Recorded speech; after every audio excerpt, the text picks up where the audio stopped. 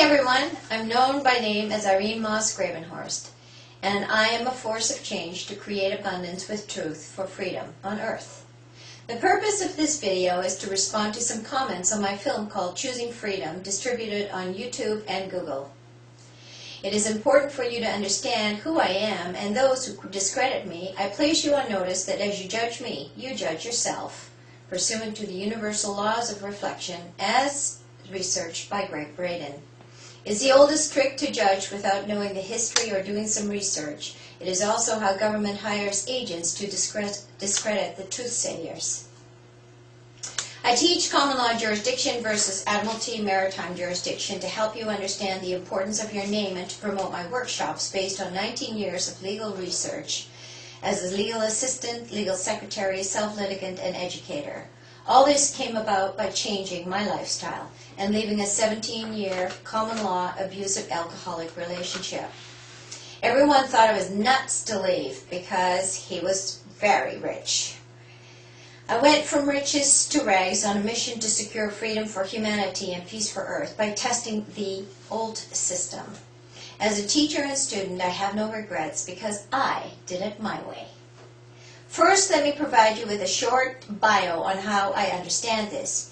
In 1955, when I was born, there was a birth certificate issued to my capitalized name. The certificate was not signed by my parents, therefore it has no force or effect. This is important to know because my mom was a vessel and ship who birthed her child at the dock's hands. The dock capitalized on the family name without disclosure to my parents and produced me, the cargo, chatteled by registration of a birth certificate. In 1959, when I moved to Holland from Indonesia, my name appeared on my mother's Dutch passport.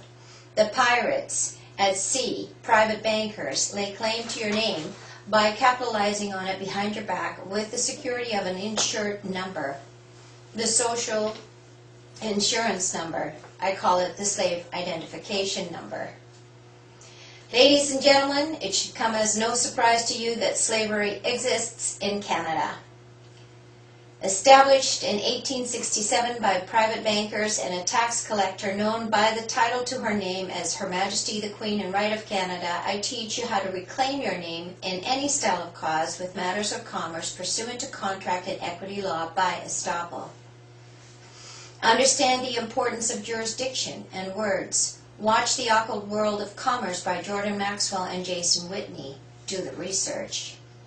My mission began in 1997 when I left my common law spouse and entered a 5-year legal battle. Disillusioned and disappointed by a court settlement, I knew that there was something wrong with the Just Us system and began my journey to freedom. Right after the settlement was filed in the year 2001, my accountant, who was a tax informant, reported my court settlement to CCRA, which is a corporate entity serving the Queen of England. But because she is head of Commonwealth, she is the Queen of Canada, and she confirmed this in a letter to me. The court order was entered in Admiralty Maritime Jurisdiction, and CCRA quickly issued a motor vehicle tax assessments for the years 1996 and 1997. These issued fabricated numbers are produced out of thin air because there are no tax laws that capture natural free men and free women to bondage slavery in Admiralty Maritime Jurisdiction, unless, of course, you consent to their tax contracts by voluntary compliance. Watch From Freedom to Fascism by Aaron Russo and understand the definition of these words. I appealed the assessment and appeared as a self-litigant before Judge R.W. Rowe. I entered 3 5-inch binders of evidence that took me 8 months to prepare in order to explain my truth. Judge Rowe ruled in my favor in 2002 because the tax contract was not signed by me, and he referred the assessment back to the Minister of National Revenue for reconsideration. Ignoring the judgment, CCRA garnished my HSBC bank account. When a bank employee handed over my deposit and said, "Irene, take the money and run," I knew that I was on a very important mission. I pursued a meeting with the vice president of HSBC and told him that I felt raped by this garnished bank account because CCR judge's decision. Drew Hawkins, an experienced banker from England, replied, "Irene, this happens all the time." In a telephone discussion with CCRA collection agent Lily Chung, she said, "We don't care what went on in court. We just want the money." I knew that there was something wrong with this tax system. Where do taxes go and who controls the money? So I put the bankers to a test and went to a mortgage broker to find the best interest rate and banking package. Drew Hawkins of HSBC was frustrated and called me in for a meeting, saying that perhaps he can help me with another type of bank account that would protect me. I turned down his offer because he could not guarantee the stop of another CCRA grab to my account. I also discovered that HSBC works with the IRS and mailed a letter to the president of HSBC for Canada and sent a copy of my claims to New York, questioning why the IRS has a right to obtain interest information on Canadian bank accounts. The mortgage broker was surprised when I told him that I would not provide the social insurance number. I explained that CCRA was a third party and had no business getting involved with this business transaction. He insisted that the SIN was required because he needed to do a credit check. I asked him to compromise and provided him with letters of references from bank managers and a copy of my stated title certificate. He accepted this and began to work on getting me a good mortgage. A few days later, he phoned to inform me that the North Shore Credit Union placed an offer to finance the mortgage of my home. When I met with the North Shore Credit Union mortgage representative, I was surprised to see the SIN number on all the bank documents.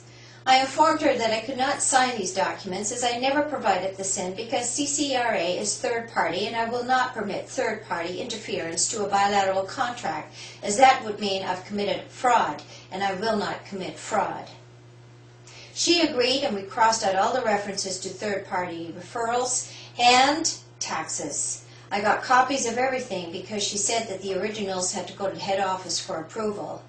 This procedure is a trick because by signing these bank documents, you just became their named debtor instead of creditor, and I am informed by hearsay that the bankers will multiply the value of this contract up to 400% on the international money market. I stopped paying my municipal property taxes and began to research the laws of taxes and banking. I watched the Money Masters many times and decided to ask questions about the allodial. First, I asked the North Shore Credit Union. I received no response. So then I asked the municipality. Again, silence. Then I asked the Land Title Office. Again, failure to respond.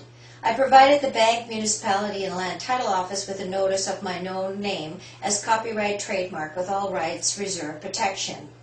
I abandoned my social insurance number card by registered notice to CCRA and copied the Queen on all my correspondence and user accounts for copyright trademark name infringements in the year of January 2005.